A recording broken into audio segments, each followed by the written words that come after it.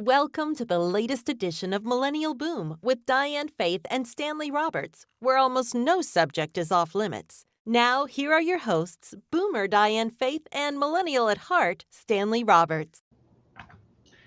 Hello, we're here. Hi, guys. Hi. Happy Sunday. Is it Sunday? 10 more Sundays until 2024. That means Christmas. No, until the new year. So that means how many till Christmas? 9? No, how many did you say before? 10. Yeah, you're right. 9 more. And then who already got the Christmas shopping done? Ha ha ha. Oh, yeah, no. So, hello everyone. Hi, everyone. And the reason why we're here, oh, you already know. Ha ha ha. It's because we do this every Sunday. Every Sunday. Almost every Sunday.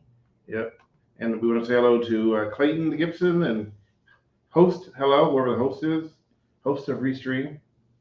It says host. I've never seen that before. Oh, I haven't either. All right, I don't know who host is, but welcome host.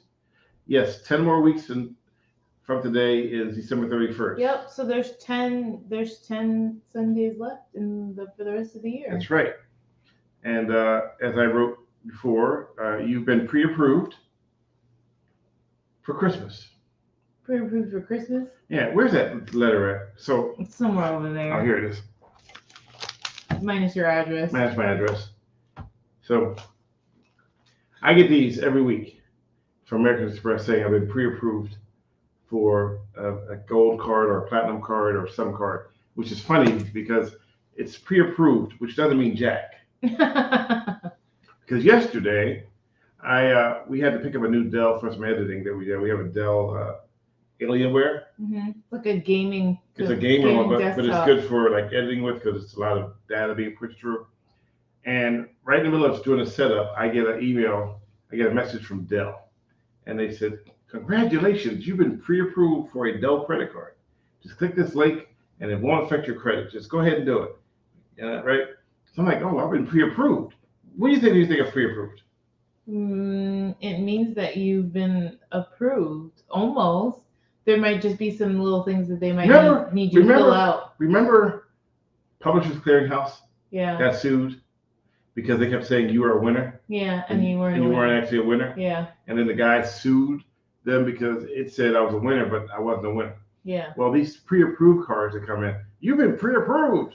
And then you go, just give us your information and we'll give it to you. And then they don't give it to you. And they say, but they get all your information. Yeah, your information. Yeah. And then they say, no, we cool. We just kidding.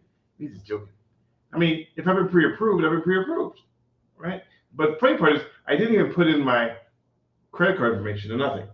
You just put in your name. I put in my name. They already had my name because they said I was pre-approved. I mean, how could you pre-approve me? So what information did you put in then? It asks you for a few things, but it only asks for your last four digits of your social security number. Okay. So I'm thinking, okay, that wants to verify that you're who you are. I'm thinking, okay, I'm pre-approved. I mean, I'm thinking of it for more equipment. I'm not thinking of it as, a new credit card. I'm thinking of it. We've got a lot of editing to do. Right. I could use some new equipment or backup equipment. Mm-hmm. If something goes wrong, I don't have to wait for I could just get one to show. Hello, Gabriel. Good evening, Larry, and all the people. The host is myself. Yes, the host is yourself. Hi, Clayton. Well, it's funny because I've never seen myself up there as host. Yeah, I know. I've never seen that either. Anyway, so back to what I was saying before. So it happens a lot when you get these letters that you've been pre-approved, or even now they used to send you a card and just said, "Hey, here's your new credit card." Oh, I never got that. Usually what they do is they send me something and it has the paper. It's just like a fake looking card. Yeah. Hi, Betty Veronica.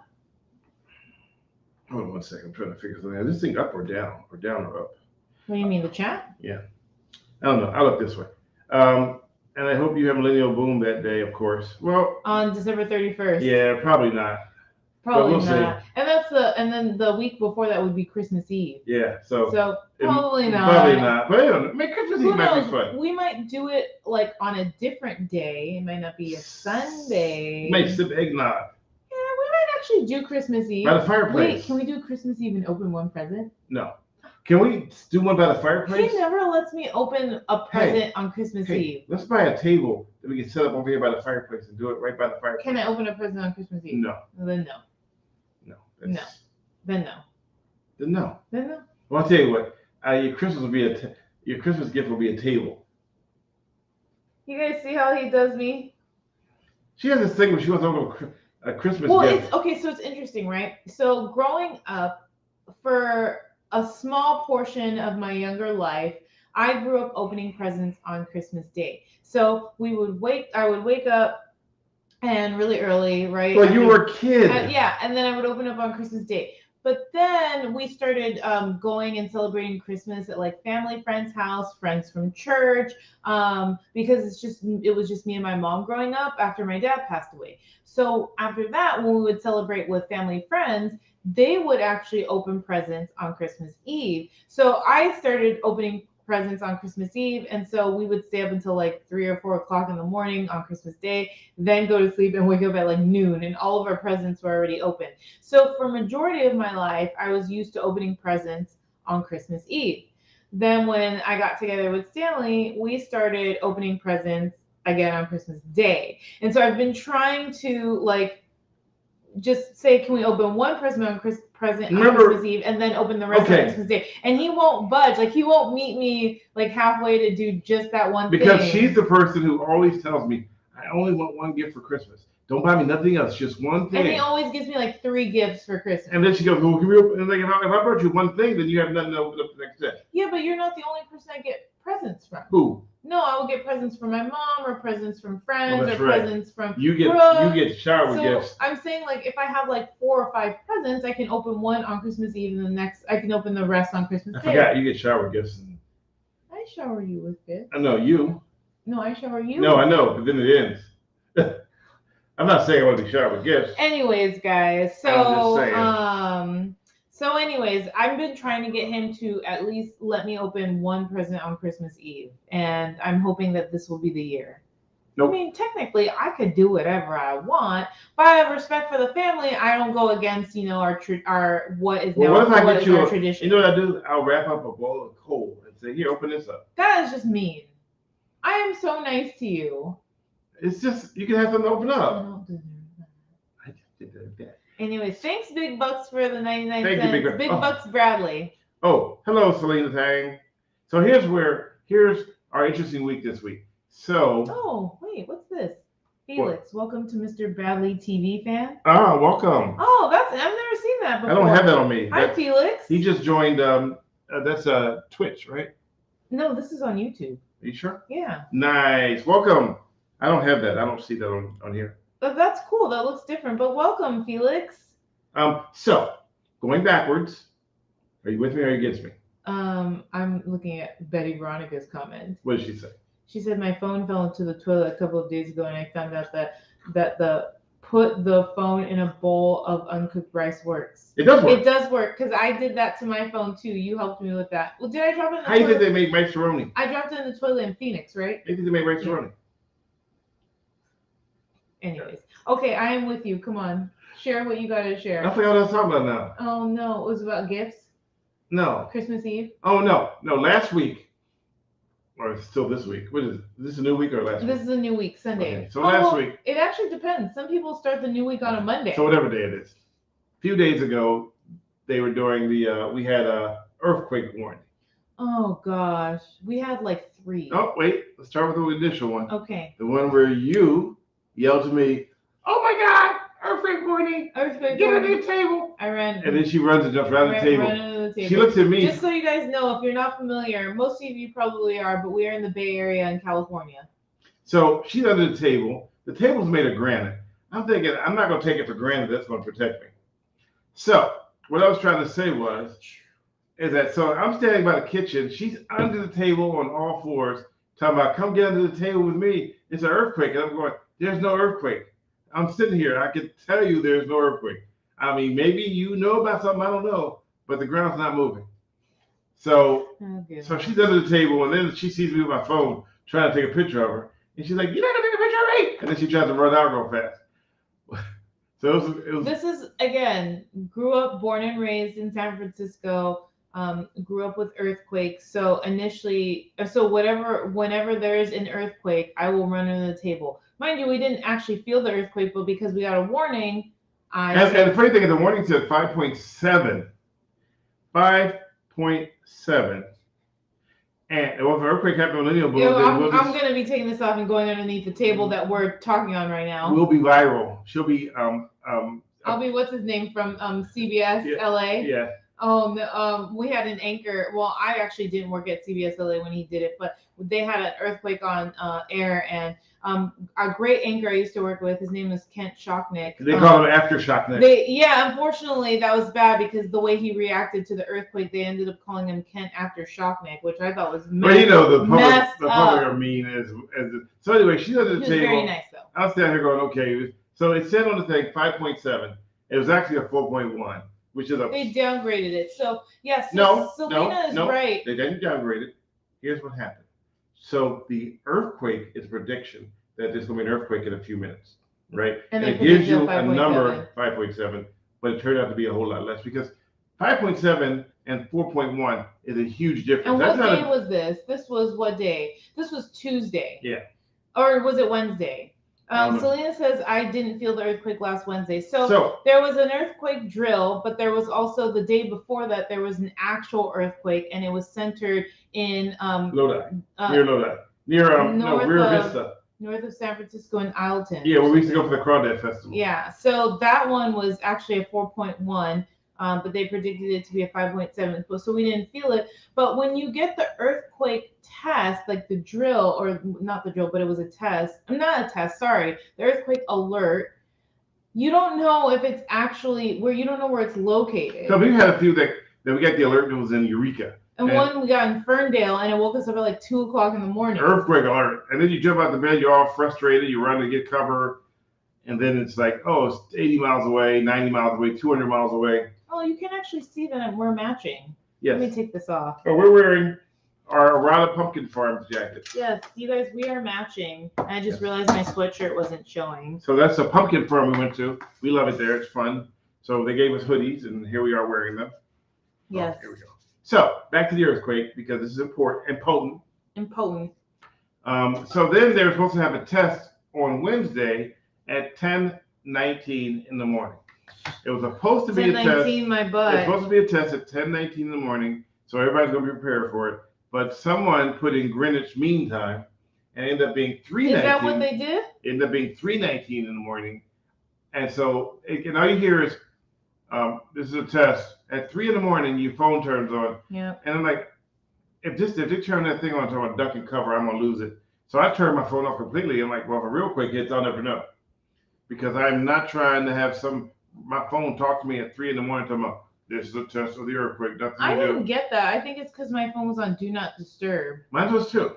Oh, how come yours? Maybe it's something with our settings.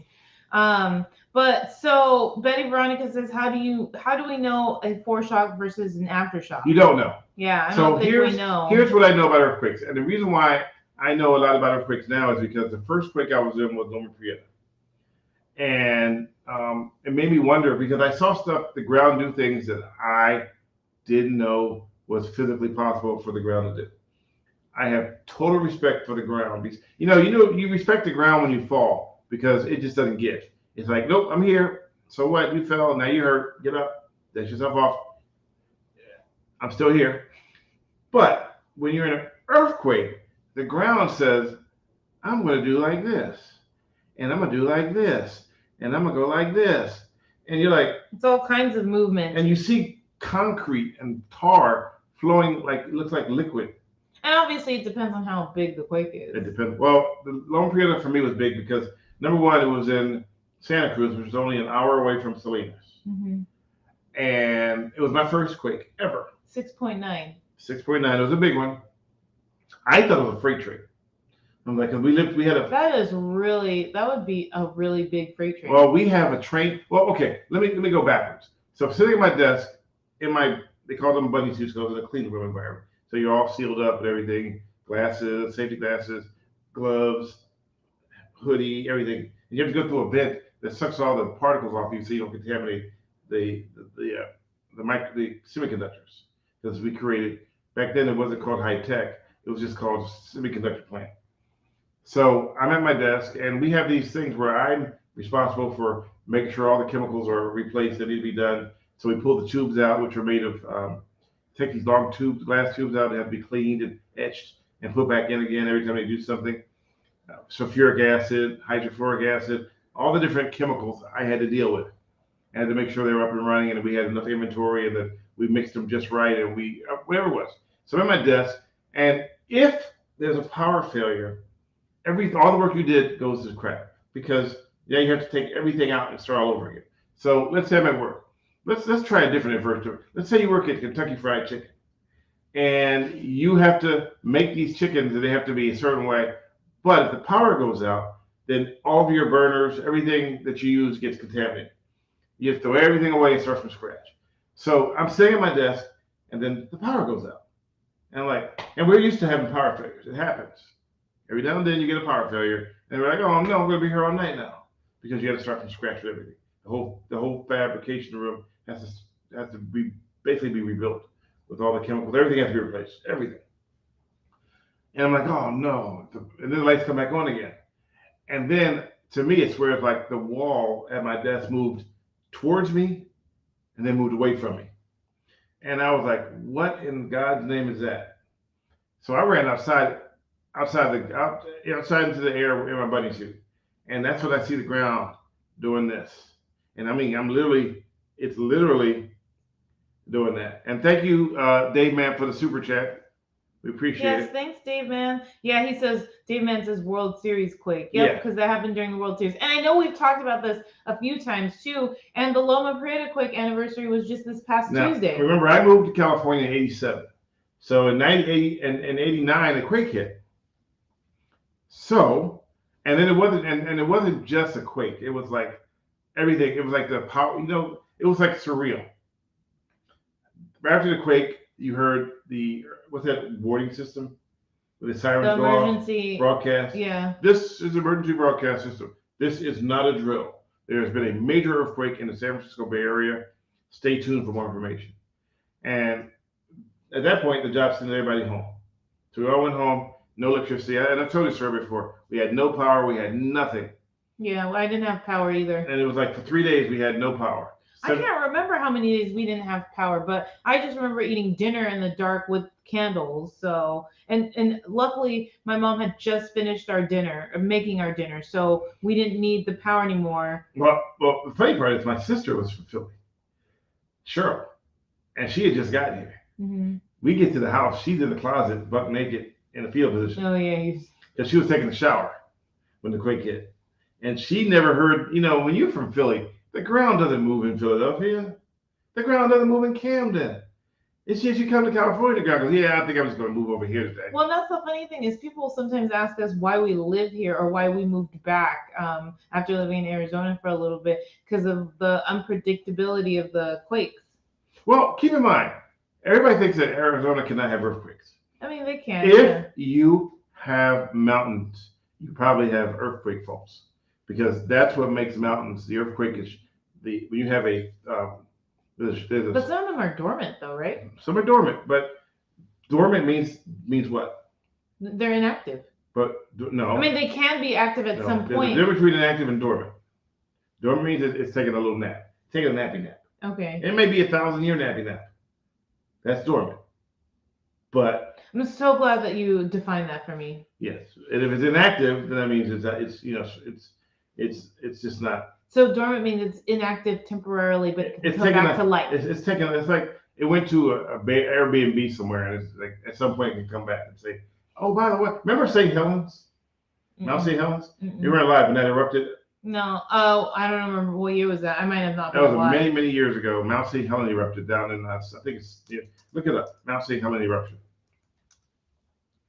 No, I wasn't alive. What year was that? 1980. 1980. Now remember, in 1980, I was a junior in high school. How is that possible? Because you always tell everyone I'm older than you. Exactly. In 1980, I was a year away from graduating from high school. Mm-hmm. And I think you were a year away from being born, right? You're so not funny. And I remember hearing about it. And I remember watching the news about how the soot that was landing in California and soot from the fire from the eruption. Eruption, yeah. But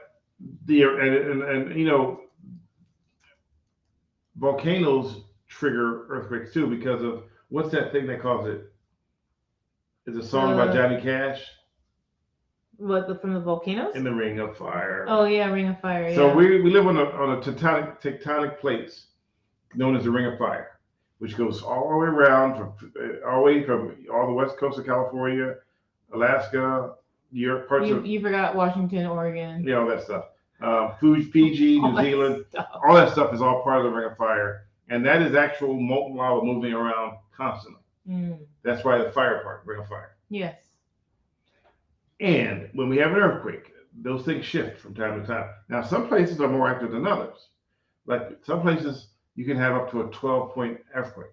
Now, if we ever had a 12, you just say, forget it, it's done. Can we not even put that out there? Well, we can't. This area here is not even able to do that. The most we can do is an 8. But an 8, but an 8 is still big. But an 8 is bad. Yeah. I mean, a lot of Chris says, yeah, all that stuff looks on in Vancouver. Yeah, see, he forgot like a whole bunch of the West Coast, right? He just said California West, West, and he forgot about Washington State, Oregon. Chris, are you in Vancouver right now? Because it sounds like he's in Vancouver. Japan gets 2,000 quakes a year because of the Ring of Fire. That's a lot. Oh my gosh! Remember the Fukushima? That quake. What was that? That was a 9 point. No, that was a 9, I think. Oh. Hold on, let me see. Okay. I thought you were in Vancouver right now. Because wow, the video seems a tad blurry on YouTube. I don't know how to fix it, but we're here. So we're here. We're square, and whatever I'm trying to say. We're here. We're square. We're everywhere. There is no known fault in the world that is capable of producing a magnitude 10 quake. Oh, 9.0. Yeah. No. The 2011 Fukushima earthquake was 9. Hold on. He's looking up something, but I thought I read somewhere when they're let's see, the world's largest quake. Chris says video looks good on Twix. So the world's largest earthquake so far we have is 1960. 9.5 hit Chile. So have there ever been a 10.0 quake? No. Or can I have it? The magnitude of earthquakes is related to the length of the fall. Oh, okay. Well, see, I learned something new today. And now we're back on Twix now. Let's try my phone. Oh, I heard. You heard that? Oh, I saw too. So, it's funny because I thought someone told me a long time ago, and I'm saying it because I thought someone told me that Alaska once had a 12.0 quake. But I think I could never find any information on that. So I displaced it. So I kept it back in my head that maybe there could be a 12, but can you imagine a 12? That's just like, at that point, the earth. No, I don't want to imagine, because the 6.9 so Loma Prieta was actually, that's the biggest quake that I've ever experienced, and I don't want to experience anything bigger than that, to be honest. Well, if you've never experienced a quake before, let me try to explain it to you in layman's terms. Everything you've ever learned about the ground, throw it out the door. Everything you ever learned about the ground, it doesn't exist when you have an earthquake. Because in some areas, the ground turns into almost like liquefaction. How is it sink? Now, you have a better chance on a mountain than you do on the flatlands. Because usually the mountain is made of a lot of rock. So it comes absorb a lot of the shaking. We literally live 300 yards from the San Andreas fault line. Do we? Yes. That's great to know. Yes. Oh my gosh, that's not wonderful. We're at 600. We're at 600. Our altitude where we are right now is 600 feet above sea level. Above sea level. But the quake line is on Highway 35. Oh, really? The Highway 35 is the San Andreas quake line. Is the Highway 35 is the San Andreas fault line? Yeah, but now if you go straight down Highway 35, you get to Daly City. It goes off into the water. Interesting. And then cuts back over and part of what's that mountain over there in South Bay? San Bruno? No. San Bruno Mountains? No, South Bay. I mean, not North Bay. North Bay. Mount Tamalpais? Is right along that line. Oh, wow. Okay. Well, that's amazing to know. Now, did you know that I think it's Calaveras quake or the Hayward quake runs right through UC Berkeley? Line? Oh, yeah, you told me. I think you told me that. So they have Is it the Hayward one? I think it's Hayward. They keep having to shift. They built the stadium, and the stadium is built on the fault line. And so they had to redo it because at some point there was a major shift where one seat was here and one seat was here. Oh, wow. So after a while, it would slowly, it's called creep. And as it creeps slowly, so you have two kind of quakes. You have a thrust quake, which is where they push against each other. And then one of them jumps on the other one. That's where you get the real heavy quakes from. Why would we even build stuff on fault lines? Because we're what? Because we're not the brightest. Do you know we were put here from aliens because we weren't the brightest species? We were not put here from aliens. No, we were not. Yeah, see, so some of you guys do remember the Loma Prieta. Keith says, hello, Stanley and everyone. Dave, man, right, SF Giants and Oakland A's. Oh, yeah, for the World Series. Yeah. What I think is interesting is that the World Series was back in '89. It was on October 17th. And right now, we are past October 17th, and we are still in the championship series game. So it's like really interesting to see. Yeah, I think in about 20 years from now, the World Series will be held at Christmas. No, really? It always ends around like end of October. No, but you see what I'm saying, how it happened at the beginning of October in '89? Middle of October. It happened October 17th. Okay. And now we're almost in November. We're like 2 weeks away from November. All right. Speaking about November, you got a birthday coming up. I do. You'll be 26. I'm sorry, I'm gonna be 21. Oh, okay. My bad. Just kidding. Chris says biggest quakes I felt or was in was the 2003 Hokkaido quake. Well, how big was that, Chris? 2003. So that was 20 years ago. And while he's trying to figure it out, let me explain to you something important. So I was in the Northridge quake. Betty Veronica said she was too. Northridge quake. I was in Long Beach when it hit. That was a strong one. I was in the Big Bear quake, the Landers quake. Those are all in Southern California. Yeah. Yeah. Yeah. 8.3. Woo! That is huge. Wow. Oh my gosh. So she said, what? Anyways, that quake was huge. Oh, the quake was huge. Okay, anyways, and then keep listening to quakes. So I'm thinking, I was like, but here's the weird part about quakes, is that the Landers quake, I believe, what year was the Landers quake? Just to double check. I want to make sure I'm getting it right. I've never even heard of it. Hold on. Yeah, Landers was right up near Big Bear. So I remember it. I think it's Landers. What year was that? Oh, why does it say 2.5? No. There was a big one called Landers. Let's see. Hold on. Well, look for Big Bear. Try that one.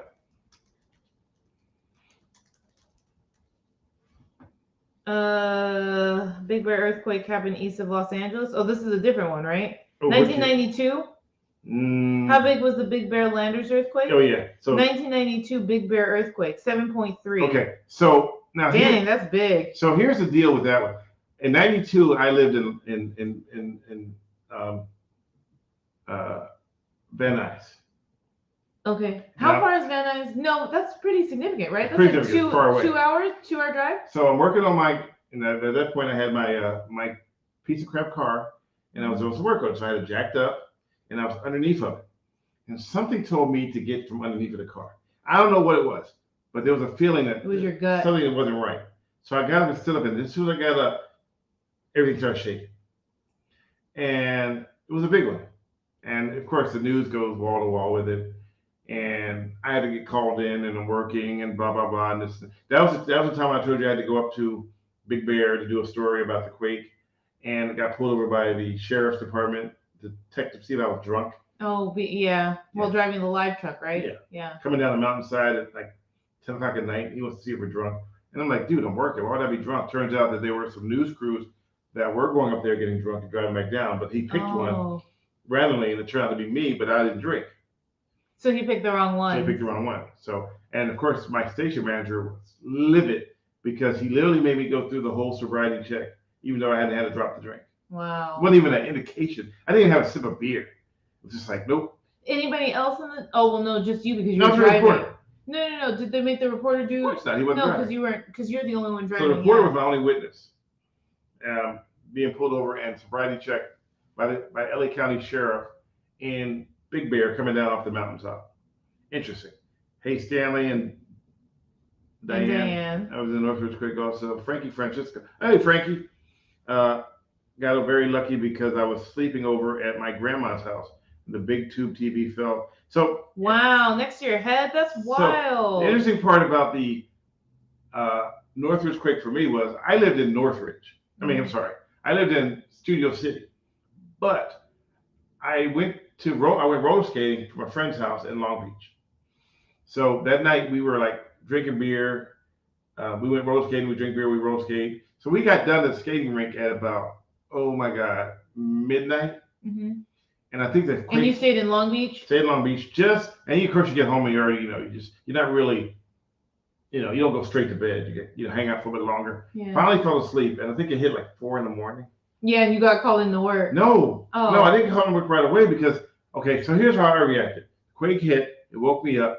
First thing I said was, okay, don't nobody panic. We just had a big quake. Let me make sure we don't have any gas leaks. So I went to like.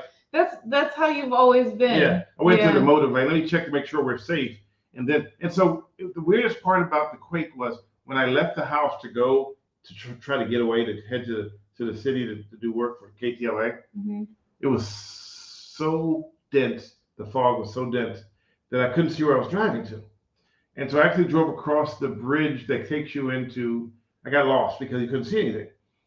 I ended up taking the bridge that takes you over into where the cruise ships are. Oh, San Pedro, yeah. I'm like, oh, this is the wrong way. But then again, I still could not see because of the dense fog. Now, keep in mind, we just had a major earthquake. Didn't know where it was. I knew it was big because it was strong in Long Beach. Mm-hmm. And Northridge and Long Beach are probably about an hour away. Yeah, because Northridge is in the San Fernando Valley. Right. Yeah, and Long Beach is over along the coast. Right. So he was in Sherman Oaks. So now going backwards, Oaks, yeah. is that, like I said before, so I lived in Studio City. And it looked like the place I lived at, when you went into to check it, it was yellow tag, number one, mm-hmm. because it shifted off its foundation. But it looked like someone had taken the house and lifted up both ends of it like this into a V shape, because everything was right in the middle of the house. Everything just slid to the middle. Wow. So it's like it shook it this way and shook it this way, and everything stayed right there. So this was the Northridge, which was 94? Yeah. 94. Okay. Man, so you pretty much experience an earthquake every few years. Big one, like Loma Prieta, yes. Then the Landers one. But then that's when I started noticing a pattern. I know you hate that word. I don't hate it. It's just funny that you say pattern. That's the East Coast thing. So, and I try to say it the right way, but it still comes out pattern. So I noticed that pattern. And the pattern was not what happened with us when we were in Wyoming. Oh, your knee. Yeah, but it was before Wyoming. And it wasn't my knees, and it was my fingers. So my hands would ache before a quake would happen. And I would have some reporters that would say to me, how's that hand feel today? Mm-hmm. And I was like, no, nothing. I would get pain, like a muscle ache in my fingers. And then the earthquake would happen. So the same thing happened when I was under the car. I felt like what's going on? And then boom, we were in Big Sky. Big Sky. Yeah, we were in Big Sky on vacation back in 2017. And I think we had just been out all day. We got home. You were laying on the couch, right? No, I was in the back of the bedroom. I was laying on the couch. I had my knee iced up because it hurt so bad. Right. So, we had been doing a lot of walking that day. A lot of walking, a lot of driving. But he was saying that his knee was in pain, and I was in the living room with the girls. I think we were all in the living room, and you were in the bedroom, and you were talking about how your knee hurt. And I put ice on it, and everything had elevated. And then the quake hit. And the quake hit. I think it was a 5.8. Yeah, it was 5 points. It shook pretty good. And I'm like, wait a minute, are we having an earthquake in Yellowstone? But then, Yellowstone doesn't have a lot of volcanic action. So we have a super quake. Well, and then, when you go on vacation, you don't really think, oh, yeah, we're going to experience an earthquake in a different state because we were coming from California. But the weirdest part about that is after the earthquake hit, my knee pain went away. Yeah. And never came back again. Yeah, Betty says quake ache. Yeah. So I get these quake aches that seem to come when there's a large or substantial quake. Yeah. To the point where my coworkers in LA were like, hey, how's your fingers feel today? So it was never the knees. It was always the fingers, but now it's the knees. So whenever I get a knee pain, I'm like, oh, why am I having knee pain for no reason? But, it's hard because I had knee surgery many, many years ago. Did I just do that? No, the light's been flickering off and on. I had knee surgery many, many years ago because they did something called a lateral release on my knee. So I've been partially disabled because of the surgery. So I don't know if It's from that. If it's from that, or if it's from some, but when I get it and it's really strong, it tends to be a quake immediately within a few days. Mm-hmm. But I'm trying to test the theory, but I haven't. But it needs I don't to be. want him it to needs test to the be theory. a quake nearby. It can't be a quake in some other state. Right, and I don't want you to test the theory because I don't really need to experience a big quake right now, or any quakes. We cannot have a big quake for at least a year. Oh, because we have earthquake insurance. Because we brought earthquake insurance. Yeah. So as long as we have earthquake insurance, there will be no quakes. The minute we don't have earthquake insurance, the whole world will come to an end. So the last big quake here in the Bay Area was the Loma Prieta. Well, there were a couple of sizable shakers, but Loma. Okay, so I'm glad you mentioned that because after Loma, they made the USGS made a huge announcement. And what was that huge announcement? I don't know. They announced that there is going to be a sizable earthquake. Oh, in the next 30 years. From 89. Yeah, all right? we're so we're past 30. that. We're 34 years past that. We're 34 years past that. Which means we are well overdue for a sizable earthquake. And I'm not ready. Now, at this present moment in our life, the way San Francisco is being run, the way Oakland is being run with all the robberies, the crime, this would be the worst time for a major earthquake because it's already crime infested. It would just amplify it by 100%. I don't even want to think about that. Think about it. No, I want you to think about that. If we're already screwed up right now, if we had a major earthquake, and I'll say it again, if the Bay Area suffered a major earthquake right now with the way things are politically and safety-wise, we would be royally screwed because it would be chaos. Is there like any wood over here that I can knock on? Oh, here. You're sitting on a wooden chair. Yeah, that's true. I just knocked on wood, guys. All right. Because I didn't like so that. I don't like that realization. No one's thinking about what could happen. They only talk about what is happening. Yeah. And remember, I wasn't in the news business in the 89 quake hit. Yeah, I wasn't either. I got in the news business in 91. And one of the first stories I covered was Santa Cruz aftermath, and how the clock tower had stopped at the time at 5:04, and there was like liquefied damage. And the worst place to be at is on the beach because during an earthquake, because the tsunami. Tsunami. The sand can liquefy while you're there. Oh, yeah. Can you imagine being on the sand and you just get sucked in? Sucked in like the sandworms from Doom. No thanks. Chris had said the 2008 quake in China was an 8. I was living there, but the city I was living in was apparently the only city in the country that didn't feel it, according to reports. That's interesting. Wait, so Chris, did you not feel it then, since you were living there? That's interesting. Sherman Oaks, I love Sherman Oaks. And then Maria also says that the Guatemala 1976 earthquake was 7.5. That's huge. Wow. Oh gosh, man. You know what? So Betty Veronica says, why do we have to have one? Well, because we live on the ring of fire. We live, yeah, and at some point, because the fault lines are not inactive. Yeah. It's just, I guess, time will tell when we actually have one. Someone just said, "Oh, Chris, I know I was teaching class at the time. I read somewhere somebody said, I gotta go, but I don't know who it was." That's interesting. Chris, so you were teaching a class at the time and you had no idea until people started talking about it? Hey, I guess that's kind of the best way to, I had no class back then. You don't have class then? Oh, okay. Just kidding. Wow. That's kind of the best way, That's why you though. got over your gifts at Christmas. No comment. Gabriel says Southern California's Salton Sea is drying up, and that may be delaying the region's next big earthquake. Researchers say the lack of water is reducing stress on the San Andreas Fault. That's according to NPR on June 8th, 2023. Okay. Well, wow. Okay, so we have one. But that's Southern California. Yeah. Well, no, but it's saying it's reducing stress on the San Andreas Fault, though, which is here. The San Andreas Fault runs all the way down to Northern California, Southern California. I'm aware, but what I'm saying is the San Andreas Fault is also here. Okay. Sections of it are here. Where is the most active city for earthquakes in California? Well, from now, it sounds like it's Eureka. Nope. There's a city that is so active that that's all they do is study it for earthquakes. And we drive by it a lot when we head into Southern California. Oh, it's down. That area, Green something? Nope. King something? Nope. King City? Nope. There's a highway that we never take, but we drive past it on the 5. Needles? Wow, your face. Needles is nowhere near where we're trying to go. Okay. Bakersfield? Where? Fresno? No. Look at there's a city. There was whole stories done about it. I thought you were gonna tell me. No, I'm trying to text that brain. Okay, well I'll just Google it. Really? All right, look up the most active place for earthquakes in California. And you know California's big. Yes. Let's start with a P. No, start with a C, I think.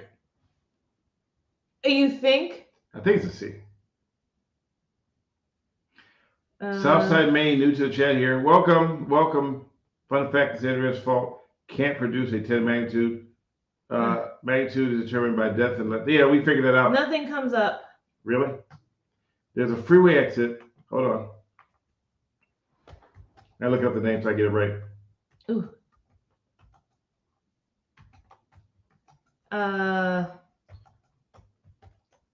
Oh yeah, Mr. Anderson. I feel like we talked about that earlier, right? Yes. I love that name, by the way. Mr. Anderson? Yeah, that's cool.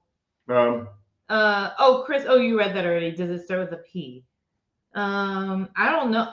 What is it? You've been asking me, but I don't know it. I'm trying to get the name. I know it, but I'm trying to make sure I get the name right. Hold on. Because you know who did a big story on it? What's the old guy from back in the Bay? He went there and did a whole story on it. Bay Area Backwards? Yeah. Hold on, let me look on the map. Keep talking. I'm trying to Google it too. Calos Verdes? No.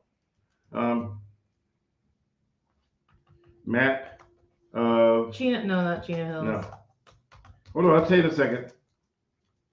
I want to find it out before you do. You won't find out for me. You won't, because I'm just that good. Oh yeah, right. Okay. Coalinga. Oh, you should have said it's the one where when we drive to LA, it stinks so bad. It's Coalinga, yeah. Not Coalinga, it's Coalinga. Yeah, Coalinga. Not Coalinga, Coalinga. Yeah, Coalinga. Yeah. Coalinga. Yeah. So Coalinga is. But it's spelled Coalinga. I know, but how it's spelled, but it's Spanish, so it's spelled pronounced differently. So anyway, Coalinga is one of the biggest. Is one of the areas where the most active areas for fault lines. And all the seismologists are up there studying it. That's how they learned how to create earthquake detectors by using Coalinga as It's only a 1 hour and 3 minute flight from Pacifica. Yeah. There's no airports in Coalinga. Well, just the. So you can jump out, but you'll be on your own. It says the airplane. It had an airplane that said 1 hour and 3 minutes. Mm-hmm. It's a long drive. This is when you take the 5 and it stinks really bad. Yeah, if you had said that, I would have known it was Coalinga. You wouldn't know. No, because every time we drive by, I'm like, oh man, we're about to pass Coalinga. It stinks. Yes. But that's actually not Coalinga when you pass it on the 5. It's further in. It's deeper. I feel like we went there once. We drove through it once. So I want to show you how it was. Yeah. But they actually have a thing about it. Frankie says, did they frack Coalinga to death? They probably did. Let me see something. Images of. So it used to be a water tower. So that used to be there. Oh, Coalinga is in Fresno County. Yeah. Okay. So that was the place for most earthquakes, and that's why they study it a lot of times. Hold on. USGS. Ooh. So I'm wondering, we've been talking about earthquakes probably for the past 40 minutes. Yeah. Is there anybody in the chat that has not experienced an earthquake? Not experienced an earthquake. Broderick says, Coalinga, that's the name you better say correctly. Yeah, because if you say it wrong, it's a different word altogether. What does it mean? That's okay. We can't. If we say it on the air, then they won't let us monetize this podcast. Okay, sounds good. What were you doing during the 89 quake? Well, you missed it. We had this whole conversation. Yeah, he explained everything in the beginning. But I will give you a quick synopsis. I worked in high-tech industry at a company called Integrated Device Technology. I was a chemical engineer for them, and then all of a sudden, the quake hit, and that was my first quake in '89. I moved here in '87. Thank you, Felix, for the $5. Thank you. This is it's God Bless America, by the way. Oh, okay. Lady Stanley Betty. requesting positive subjects. Thank you. Oh, thank you. Thanks, Felix. God bless AKA God bless America. No, it says God bless America. Oh. Thank you, God. You would catch that, wouldn't you? Thank you, God bless America, AKA Felix. I love it. So I actually am fascinated with earthquakes. And if you guys can't tell, he can talk about earthquakes for days. After the 89 quake, I wanted to read up on it and find out more information. And some information I have isn't good information, but I always want to know what caused them. Their slip faults, their thrust faults, the ring of fire, the tectonic plates, the volcanoes, and then there's that problem with the super volcano. Do you know where that's located? The super volcano? Mm-hmm. No. Yellowstone. Oh. Up in that area. So it's a super volcano. If they say if it ever erupted, it would trigger earthquakes all over the western seaboard. Big ones. Yikes. So. Okay, so Felix says he hasn't experienced a big one. So you've had the big one, right? Oh, Mr. Anderson says I went to Afghanistan in 2012. Their earthquakes are wild. Have you ever experienced a big one? I have experienced a big earthquake. The Loma Prieta. And I know you're implying something else, which is why I'm specifically saying big earthquakes. So you've never had the big one, are you saying? I've experienced a big earthquake. All right, just checking. Diane, please don't ask him what word.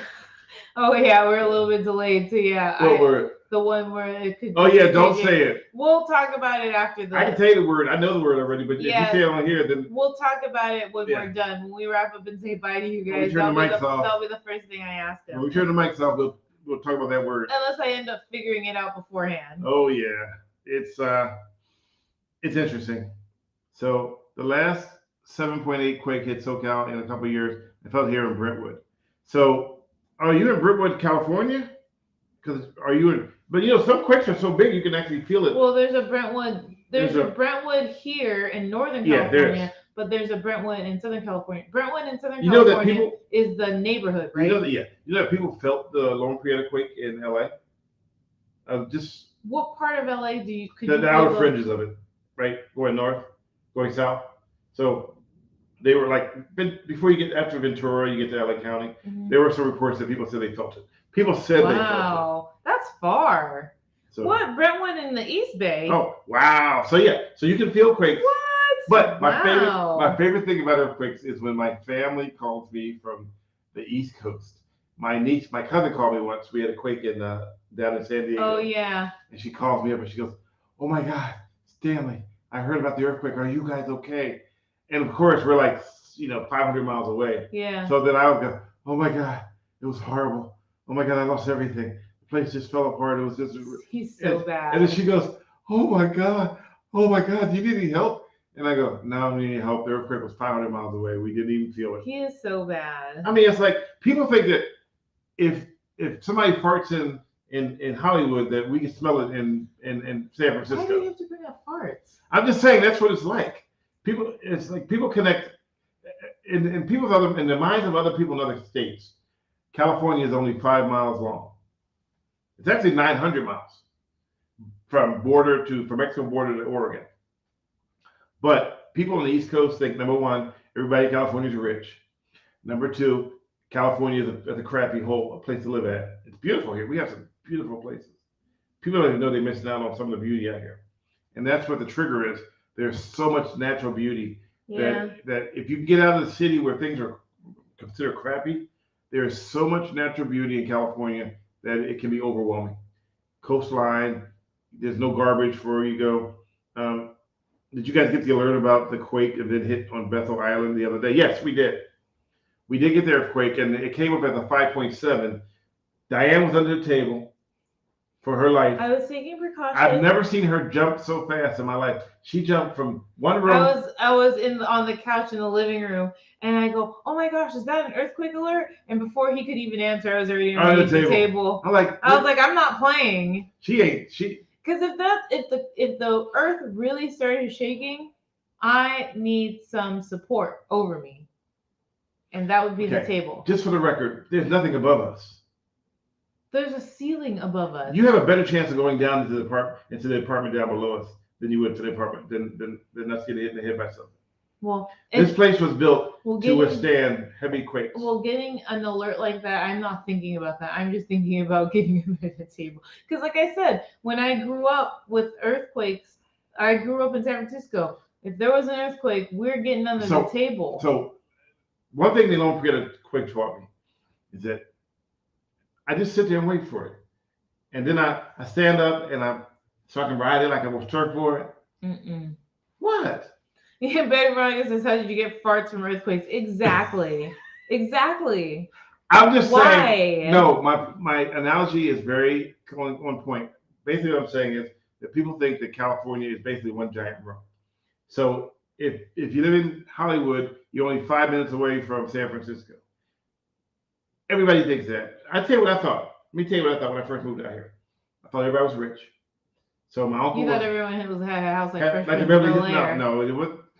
Okay, first of all. Oh yeah, you moved out here before that show. There was no French in Bel-Air before. Okay, I apologize. Okay, I remember the Beverly Hillbillies, the cement pond. I thought everybody. What pond? Cement pond. Cement? Yes. You mean cement? No, they pronounced it a cement pond. Cement? Yeah. It sounds too much like something else. Let me tell you a story about it. No, cement. not semen. It's cement. Cement. No. It's cement. Let's talk about cursive writing, law-abiding implementation in California. Cursive writing law being in California does both right cursive. Oh, I can write cursive. That's what we learned in school. I can write cursive. I learned it in school. And I can curse in cursive. Now that's some skill. Just so you know, Aaron on Facebook says, born in 63, I've been in 4 or 5 earthquakes, you youngsters. Yeah. Okay. I was born in 63 too. What? You lied to me? Yes. You told me you were born I was born in 1896. You told me you were born in 1970. No, 1896. You lied about your age to me? Yes.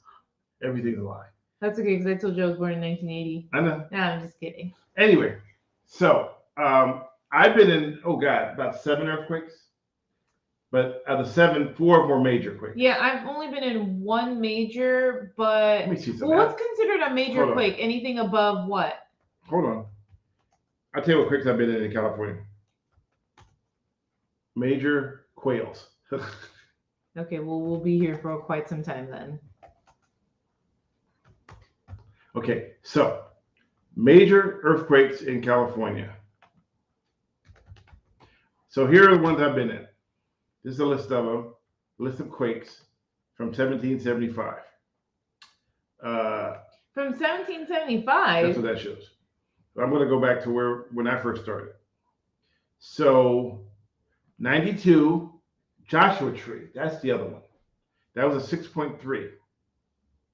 That was in the Inland Empire. 91 was Sierra Madre. I didn't get into that one. I got, I think, 628. I came down at the end of 91, I think. Landers, 92.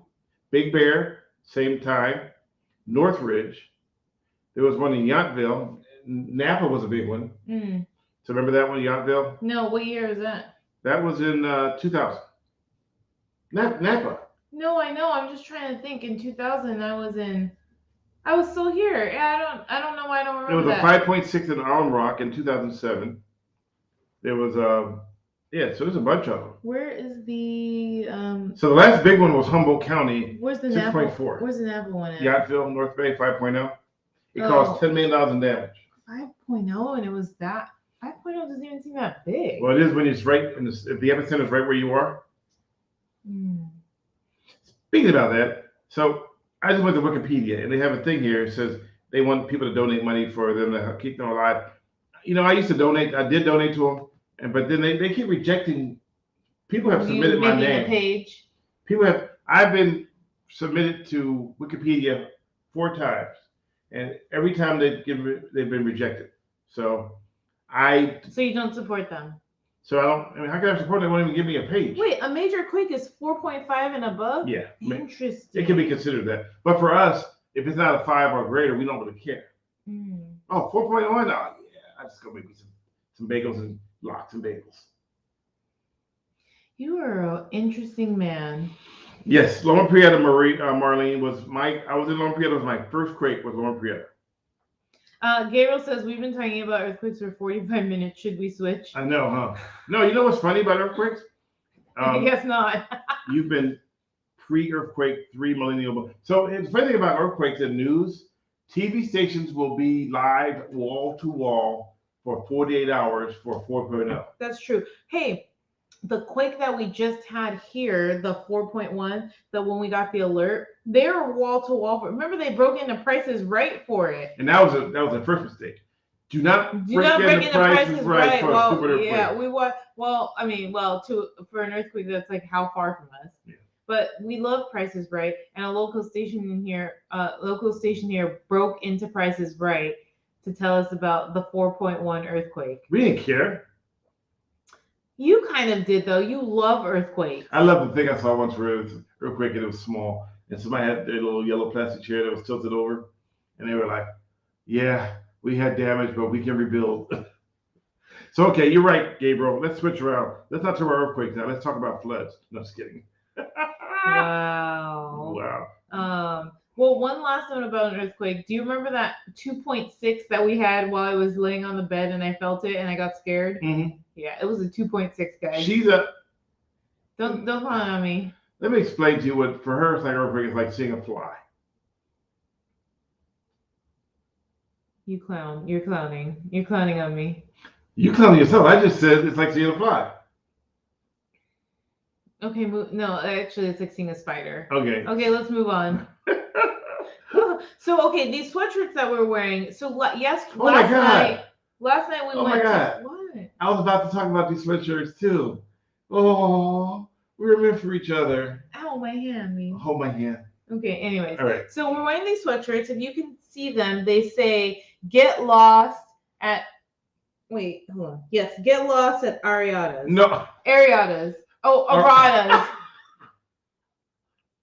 Wow. Arada's. At least I didn't say the other word. You almost said areola. No, I did not. Did. I said Ariada. I mean Arada.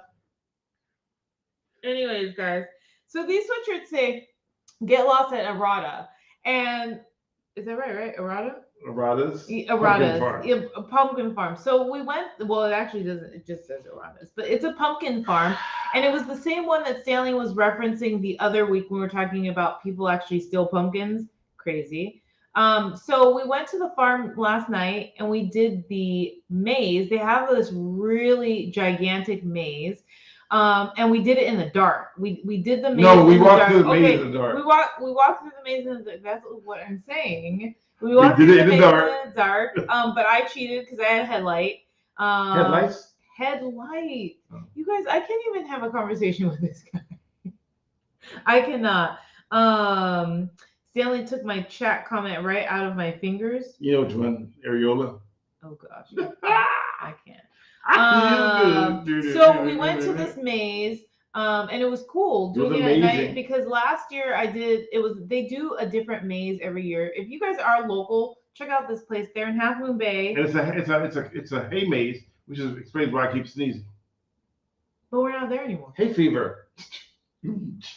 I'll be here all week. Really bad. So last year we did the maze during the day. This year we did the maze at night. And like I said, they change the maze every year. So it's something different. We found out that they start building it in April and they open it up in July and then they break down in November. So if you guys are local, this place, their last weekend to go through the maze is this weekend. This upcoming weekend will be your last chance. But for this year at least. But very cool. And we did the maze in 22 minutes. Well, because Stanley has a photographic memory. And but you know what's funny thing about that? Let's talk for a minute. Because they're going to be right now, Gabriel's going to wait. If he's photographic, how can he forget stuff? Photographic memory doesn't mean you don't forget things. It just means that you can see something that you saw before and remember it in full detail. So to a certain extent, I feel like I might have a photographic memory too. No. Because your memory is a little different. You remember stuff that's messed up. No, I remember because we went through the maze once last night and then I did it by myself And I remembered certain things. Oh, so wait. So Felix just said something I wanted to touch on. What? Gas prices are scary enough, right? Wow. But did you know that what's the highest amount of money they can charge you for gas in California? $9.99. Why? Because the machines don't go past that. The pumps They're not programmed to go past that. Are not made to go past. If you look at a gas pump, the highest number will go in there is $9.99. I learned that from a station attendant along the coast, way up. And I go, well, where the prices are way more. We're $9.98. Yeah. And I go, really? And I go, well, why? When are you going to be 10? He goes, we can't go to 10. Why not? He said, because the pumps were designed that way. You guys, can you imagine $10 gas prices though? Well, here's the way they could do it though. They could change it without, but it would mess up half the world. They couldn't count in Americans. If they did it in liters. If they made it in liters. Yeah. Then they could change it. So I think we've told this story before, but when we went over, we were driving from Seattle and we went into Vancouver, and Stanley thought he was getting this amazing deal on gas. But we didn't realize that it was actually in liters and instead of gallons. And so, us being from the United States, we're all messed up with our own, like we're the only ones that don't follow, right? Like we're the only ones. We have our own, we're just special like that. So Felix, what pumpkin event, what Halloween event are you having? Are you guys attending any Halloween events? Oh, I'm sorry. You know what? I'm sorry. I thought it said you're attending. No, we don't really do that kind of stuff. There's a little bit of difference for us in public. We can't just show up at public events. I can. She can. But if I'm with him, I can't. It's a little bit different. So we don't normally attend places. Two things happen. First of all, the morons think that I'm there just to catch people doing stuff bad. And like, oh my God, I can't believe you're here. Oh, I'm not going Even if he's not holding a camera. Yeah. Remember the people used to think that some people thought that if I wasn't wearing the plaid shirt, that I wasn't working. Oh, he's not wearing his plaid shirt. Oh gosh, things that go through people's minds. It's just very funny.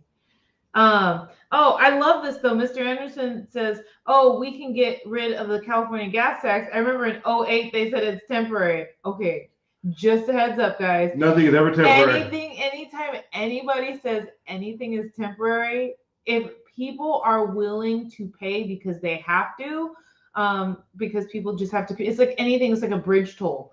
Temporary. Oh, a temporary price hike. You guys best believe that they're going to keep it permanent, and that just I think it sucks because you're taking advantage. You know what it reminds me of? What? When I used to work for Cron, and my old boss Don Sharp would come to me and says, "Hey Stanley, what you doing this weekend?"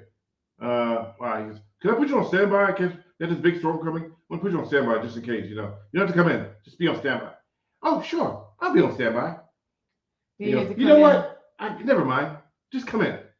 Oh no! So it was a bait. So they set you up with, "Can you be on standby?" And once you say I can be on standby, that means that you're available. So they just change it up and go, "Oh, it's the same thing." It's literally like when they ask you to standby, basically they're saying, "Can you come into work?" Because every time they say, "I need you to be on standby," they had to pay you to be on standby. And they're like, "Well, why pay?" So might as well just make you come in. Right. Yeah, when I was on standby, I didn't get paid. Well, you didn't have the same boss. But no, it was also a different station. We're also union. It was also a different station. Yeah, and I wasn't union. That's true. So income tax is only supposed to be temporary. You know that, right? No, I did not know that. Yeah, do your research on the income tax. So when did it become permanent? When they realized they were getting a crap load of money. See, that's the thing. Whenever someone says it's only temporary, I always question it because then it's like when people are willing to pay for something, they don't ever change it back. No. It's kind of like when they raise like prices for food or they raise prices, inflation.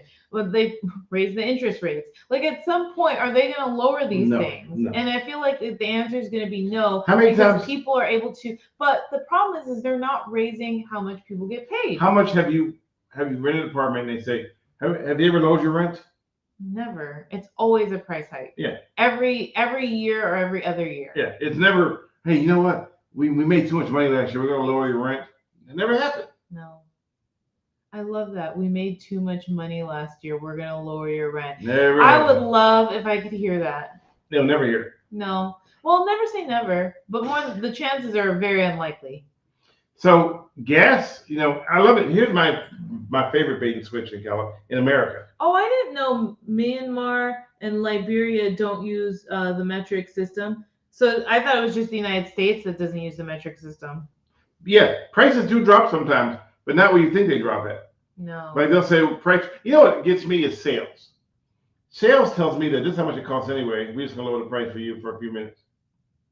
When are you actually getting a really good deal? So here is the deal with me, and the thing that I always noticed a long time ago. You ever have been? And it sounds like nothing at all. You ever have like, hey, we want to generate funds to fix our highways, so we're going to implement a temporary 5-year half-cent tax on XYZ, right? And you're like, half a cent? Oh, that's nothing. I'm happy to contribute a half a cent. Do you? Right? Wait. And then, no, wait, let me finish. Okay. So then the 5 years is up. The half a cent is supposed to go away. They say, oh, let's have a vote and see if we can keep it, right? And if we can keep it, then we're okay. So everybody's like, oh, well, we've been paying for 5 years. Oh, it's fine. That's what like Bill Van Ram was saying. He's saying temporary is a backhanded way to get used to paying before it's permanent. Yep. Yeah. Basically, it's like they see you're willing to pay for it, and it's not even willing, because let's face it, people aren't necessarily willing to do it. They just have to. Like, these are some people's way. Like, people need to get to work. People need to, gas prices is one thing. Bridge tolls is another thing. And then Gabriel's right. Gas prices do drop sometimes. Yeah, they do drop. But then they do go back up, and it fluctuates. With bridge tolls here, like, I don't know when's the last time I've seen a bridge toll be $3. It won't go down. It won't go. Oh, well, actually, I guess it's if you have carpool and you're doing it. Still not $3. Isn't it like $3.75 or something? It's $7 right now. Yeah, but then they do carpool half of that, is so it's $3.50. $3.50. Yeah. But that's only between 3 and 7. 3 and 7. Yeah, it's only between. And you have to have 3 people in the car. Right. Yeah. Right. Yeah. So it's really rare, but what I'm saying is that's the lowest I've ever seen it for a very long time. Because here bridge tolls go up and they never go back down. Like Golden Gate Bridge is what now? $8.50 or is it $9? It's almost $9. Yeah. But you know what though? I think that some of the bridges in New York are like 12. Oh, okay. Well, East Coast got it too then. And East Coast has expensive gas as well, right? It's a little bit cheaper than us. No, I looked up gas prices. They're like $2.99 a gallon. In New York? In some areas. I don't know about New York, but no, I think New York might be more. Let me see. Hold on. Let me check But Gas Buddy. It is true for California. Gas prices are expensive here because we have that stupid gas tax. Because I think the cheapest gas that I've paid within recent years was $1.99, and that was in Phoenix. When we first moved to Phoenix in 2018, gas was $1.99. Okay, so you said gas was expensive in New York? I think it's like $4 something, right? $4.25. $2.82. What? Is this like New York, New York? It's still New York. You didn't say New York, I'm New York. About, like the city of New York. Lord Jesus. What are you calling Jesus?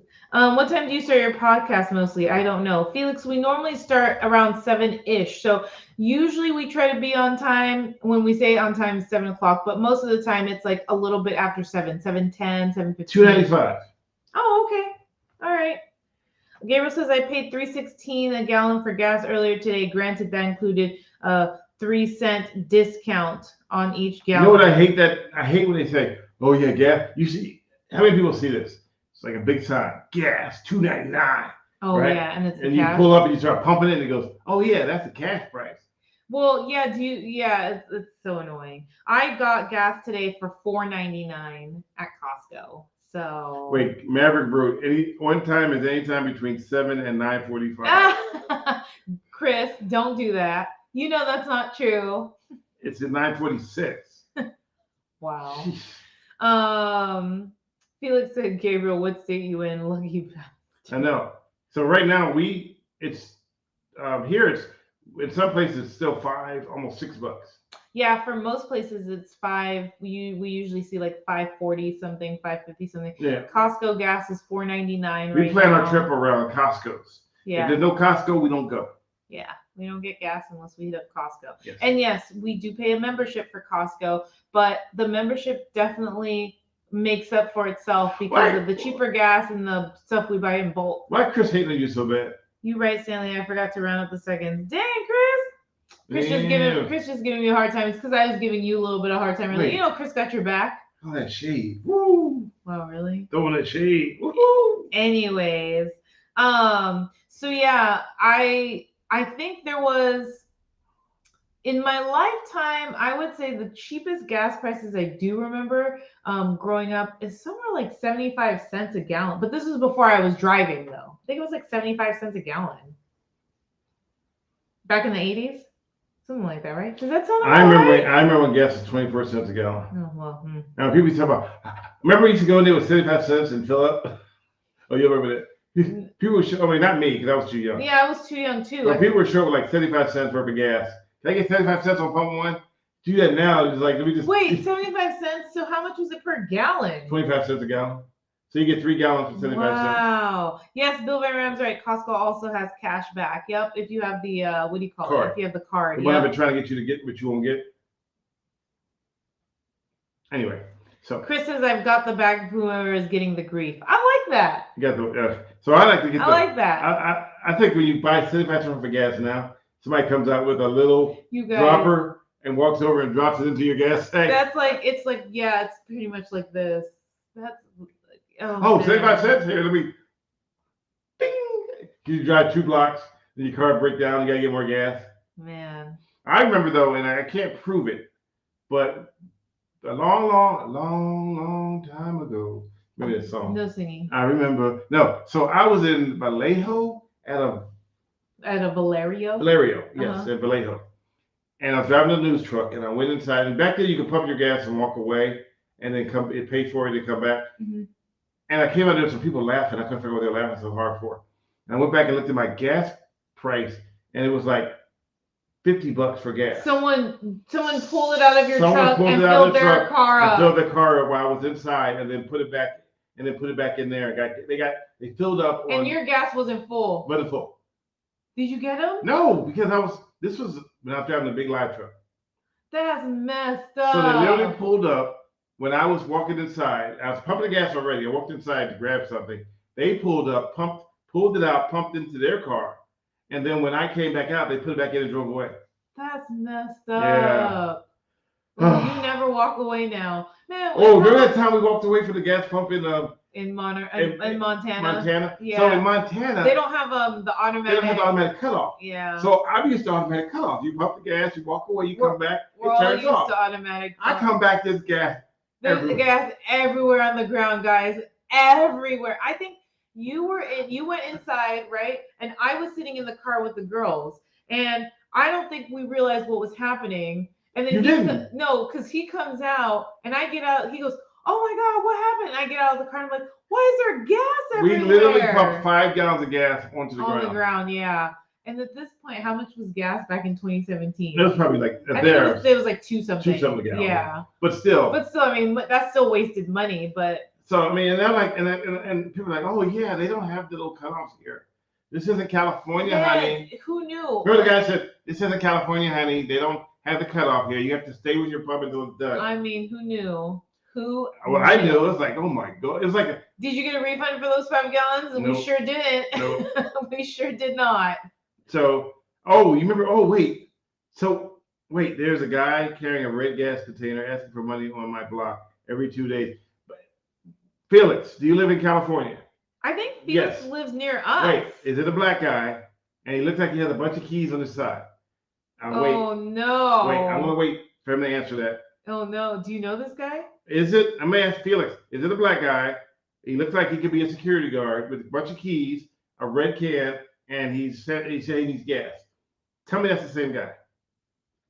I'm waiting. He says, of course, laugh out loud. He lives in Campbell. No, he doesn't. So I'm waiting to hear him respond back to my question because I know that guy. And the guy is right. Mr. Anderson, he is a hustler. He says, yeah, that guy and a woman. Yeah. So the guy I know. So that's the same guy. I did a whole piece on him. You did? I did a whole piece because he used to stand over by the Bay Bridge and he would actually take the light poles and do pull-ups on the traffic light. Bridge? No, there's no lights on the bridge. Oh, this was like the traffic light by the, you know where that you go in the back end of the bridge when you're coming out from San Francisco. Oh yeah. So he would, and I said to him one day, I said, dude, you out here every time for gas. How you out of gas every day? He goes, oh man, this is awesome, man. I don't want no gas. I want people to give me money to get gas. So he puts money in his pocket, but he never gets gas. Why does he ever change it up though? Because what if the same? Because the hustle works. And see, here's the problem with California, well, anywhere, not just California. So if people find a hustle, instead of getting a real job, they hustle people. And remember, there were some people that I showed that literally were making $60,000 to $70,000 a year tax free. You know who made $70,000 a year tax free? Who? Remember the tree man? The one that would hop out, yeah. He made 60 to $70,000 a year tax free. Wow. By just jumping out and acting like a bush. So and this is the time of the year where it's the giving season. Yeah. So people are like more inclined to give because they have the holiday spirit. Right. And so I tell people that don't let people tug on your heartstrings around the holidays to give them money, because a lot of times that money goes to either drugs or alcohol or something else. It doesn't go to what they're actually saying. Right. So imagine you making $70,000 a year tax free. Must be nice. Must be nice. Yeah, I mean, must be nice. Yeah. Wow. Okay. So yes, small world, but I knew the guy, talked to him. He always had, and so he also, his other hustle was, when he didn't use the key, when he didn't use the gas tank, he pretended he had a two-way radio that went nowhere. He pretended to be a security guard with a bunch of keys that didn't go to anywhere. Just to, people give him money. But what was he asking for? I don't know how he do it. But he had a way to get people to give him money. Wow. And I knew all this. I knew every single scammer in San Francisco. Can you pull up that piece? I gotta find it. I don't know where it is. When you do find it, I want to see it. Yeah. So, and he had to give me, hey man, can I find the piece that you told me? He was even vain. He wanted to see the story. I'm like, dude, I'm outing you as a hustler, and you still want to see the story. That's when you have no shame. I worked at a gas station where one of the guys kept a gallon can by the pumps. He would put a gallon in the can on your dime, then put in his car and repeat it to other cars. Yeah. Wow. So there are so many people that their whole entire life is basically a scam, and they get away with it because humans by nature are not that bright. They're just not. I don't know what you're talking about because I'm bright. I said humans by nature, not all. There are some bright ones. Don't get me wrong. But even the bright ones are bright. This doesn't make any sense. Oh, it makes a lot of sense. Think about it. They may be, you can have common sense, you can have brain sense, but lack common sense. Yeah. You could be book smart, but lack street smart. But be a dummy. You be that same guy that's like, you got a Mensa card, but then you pull out a lot of cash in front of a bunch of gangsters to count your money to make sure you have enough to get on the bus with, and wonder why you got robbed. You just flashed a wad of cash. These guys saw you. What are they gonna do? They're gonna rob you. Yeah. Because they want what you got. And let's say let's go back to earthquake for a second. Let's say it was a major earthquake and you had 800 gallons of water, but the guy across you had one gun. Who would have the most water? I don't have a gun. You don't have a gun. He would have more water. Why? Because he would use his gun and threaten my life to and get take the water from you. Yeah. Right. So there are some people, their whole entire life is a hustle. That's all they do. They hustle. Not cool. Because some people work really hard. Yes, you're right. Being a Mensa doesn't mean you're smart. It just means you're high IQ. Now, here's something interesting about Mensa. Do you know what Mensa is? That's the card you get. Well, how do you get it though? You have to have a certain IQ level. Except, I was online the other day, and you can buy a Mensa card for $100. And then I was reading about it. It says, wait. Someone says, well, what if somebody tried to call me out? They said there's no way someone to call you out because there's no real list of Mensa members. So what's the point? It's just for show. It's strictly for show. So there's no way to know you're a Mensa. You can have a card, but there's no way to prove the card's legit. Yeah. So $100 you get a Mensa card. Just so you can say, look at me, I'm smart. But you'd be dumb as a rock. What's the point? Yes. Stanley, what's heavier, a gallon of gas or a gallon of feathers? They actually weigh the same. It's just that the feathers take longer to hit the ground. That sounds like a question you would ask. Yeah. Well, I've asked that question. The question here's one for you, Felix. Which is heavier? A ton of a ton of feathers or a ton of gold? They both weigh the same. That's not true. That's the only time it's different. Oh, a ton of gold. Because gold is weighed differently than everything else. Oh, do you have a Mensa card? Huh? I said, do you have a Mensa? Oh yeah, I brought it offline the other day. So Mr. Anderson says, I worked at the Costco gas station and the amount of gas left in the handle, you could easily fill up a can a day by visiting different gas stations. You know, that's why when I get done, I pump my gas, I go like this. I take the nozzle and I go like this and squeeze out the last drop. That's when you come back and you go, why do I smell that gas? Well, squeeze. You don't do that. Shake it, that thing. Shake it, shake it, shake it, shake it, shake it, baby, shake it. Betty Veronica says, back in the 70s, a guy on our block was suspected of siphoning gas. So my dad filled up a red gas can with water and sugar and wrote gas on it, let it out, and left it out. The guy couldn't get his car started. Yeah, because sugar will ruin your engine. Hey, I remember. I feel like we talked about that. If you ever want, people used to do that to people. Yeah. As like, you cheat on me, so I'm going to pour gas in your tank. Wow. Wow. That's crazy. Yep. Good night, Keith. Have a great evening. Good evening, everyone. Good night. We're about to break away too, Keith. You can hang on for a few more minutes. We're about to wrap this puppy up. I'm about to wrap this bad boy Puppy up. up. Hey, who won the game? Ooh, you mean the Rangers or the... Hey, who won the Rangers game, guys? I'm looking it up. Hey, what did Betty Veronica say? The Rangers won 9-2. Then it's now tied. Ooh, snap. Bruce Bochy versus Dusty Baker. So anyway, I've never had gas in my tank. As a matter of fact, I like the locking tanks. I mean, sugar in my tank, sorry. And I kind of like the locking tank. I don't like the ones where you can just open them up from the outside. I like it where you have to lock it. You have to get it from the inside of the car. Makes it easier. You ever seen the cars where they actually put a padlock on the outside of their gas tank? I have not seen that. Yeah, some people have put they drilled a padlock on their gas cap because people are stealing their gas. But right now we have a bigger problem in Oakland. They're stealing cars, whole cars, not just gas. They steal a car, commit robberies, and then torch them. Wow. There's torched cars everywhere. All right. Anything else before we wrap it up?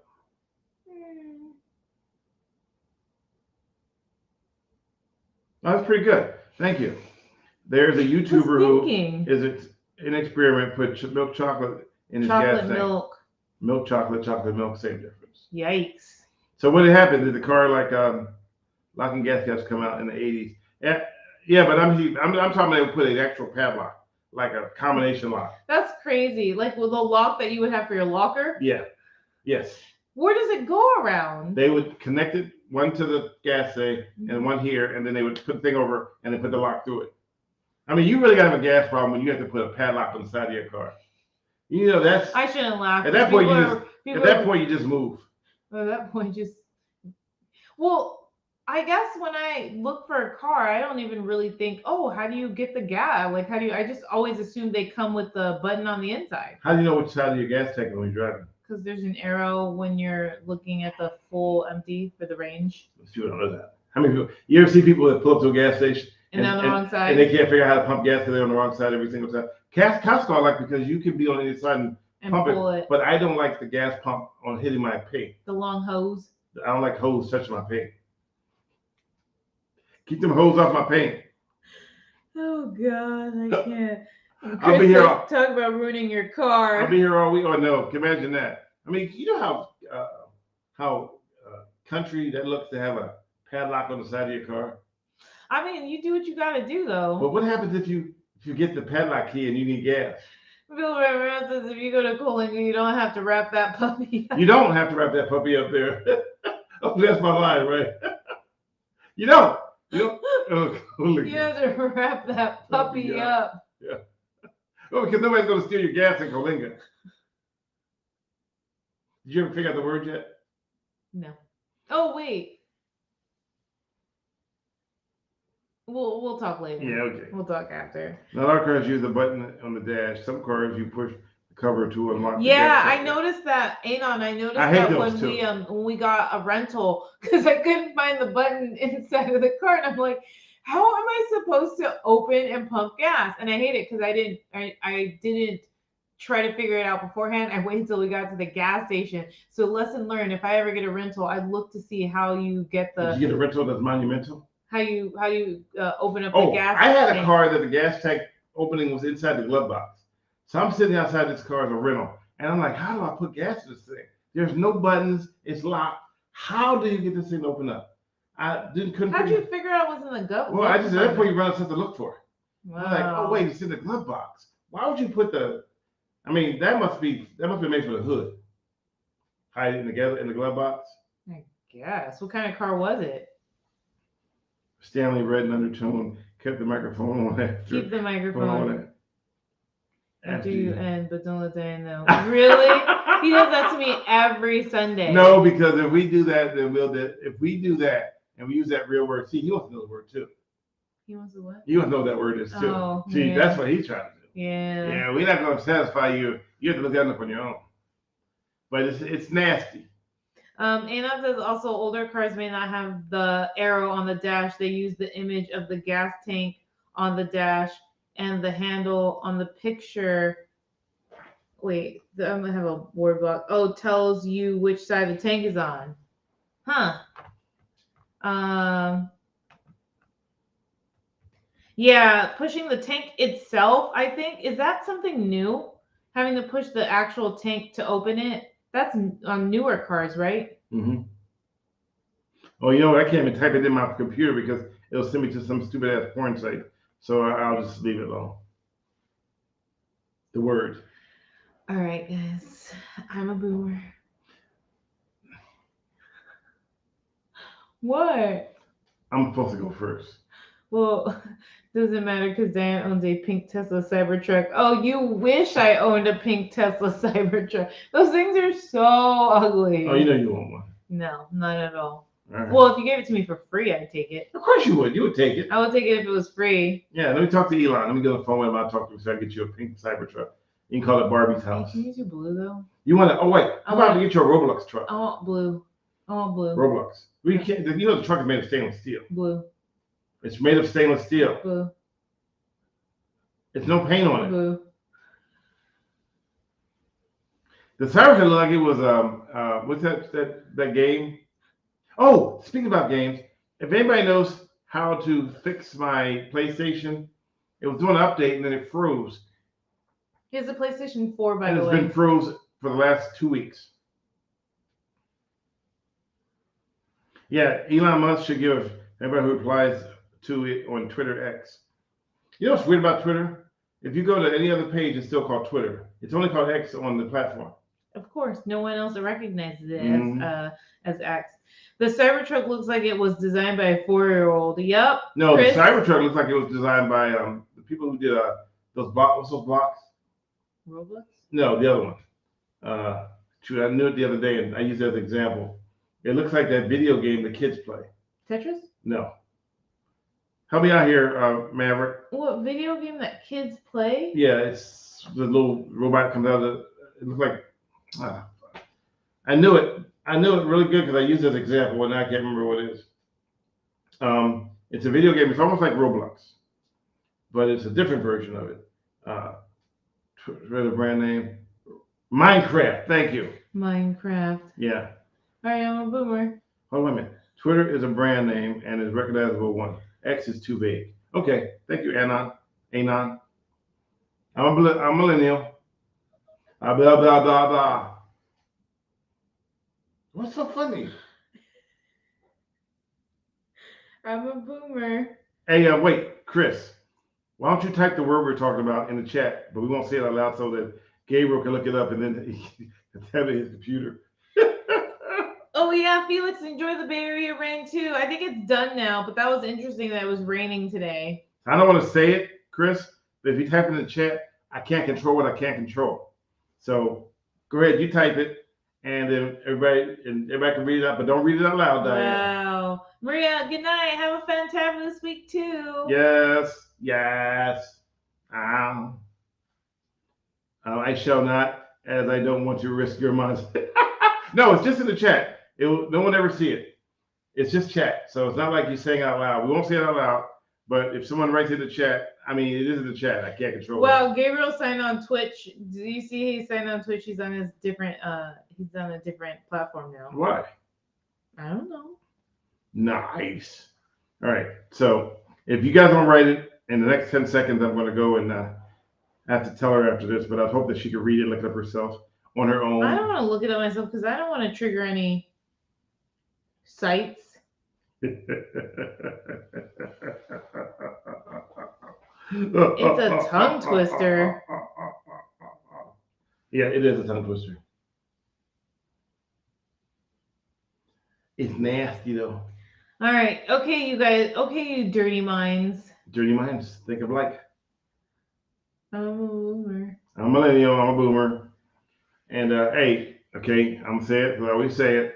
You could be anywhere else tonight, but you're here with us. And we appreciate it. And we appreciate that. I mean, look, we got the likes of Bill Van Ram, Chris Mavericks. Maverick Chris. He wrote it, but it didn't show up. So it's so bad that the mods blocked him. Wait, what? Oh, I see it on. I see it on. You see it on Twitch? Yeah, where is it? Right here. Oh yeah, that's the word. Oh wait, if I look it up though, I'll look it up later. All right. Woohoo! Mods blocked me. Chris, I saw it on Twitch. So It showed up on Twitch. I saw it on Twitch. All right, I'm gonna look that up. It didn't make it to the chat, but the mods blocked them. Yeah, I saw it on the Twitch chat. So thanks, I guess. All right, so Gabriel will never know, but Gabriel's on Twitch. Oh, so you can see it. he might have seen it. He's already Googling right now, going, "What does that mean?" Oh. I'm not gonna wait to Google it until after I get off the podcast. All right. Because I don't want you guys to see my reaction. Oh, you know, it's like that video that we did with the Cybertruck. No. What? With the truffle butter. Oh gosh. Yeah, with my friend. Yeah. Yeah. Woohoo! Oh, I'm sweating. Why are you sweating? Because that word. Oh gosh. All right. All right. Anyway, guys, I'm Millennial. She's a boomer, and we appreciate it. No, I'm sorry. I want to say my own thing. Go. I'm a boomer. I want to say it myself. I'm Millennial. I'm a boomer. And thank you for hanging out with us tonight. And on that note, we're going to wrap it up. We're going to wrap this bad puppy up and move on. We're going to wrap this bad puppy boy. up. I say bad boy. Wrap this bad puppy up and keep it moving. Keep it moving. We'll see you guys next week. Is next week the last Sunday of the month? Yes. Ooh, we'll see you on the last Sunday of October. Then we go November, December, and then we're back into 2024. And no flying cars. In 1980, they said we're going to have flying cars in 2023. I know, George Jetson. No. Okay. Bye, y'all. Bye. We're going to turn this mother out. We going to turn this mother out. MC Hammer. What? Bye, guys. Have a great week. Oh, man. I can't figure out how to turn it. How do you get out of this thing? Oh, there we go. All right, guys. Thank you. Me to talk. No, I'm not.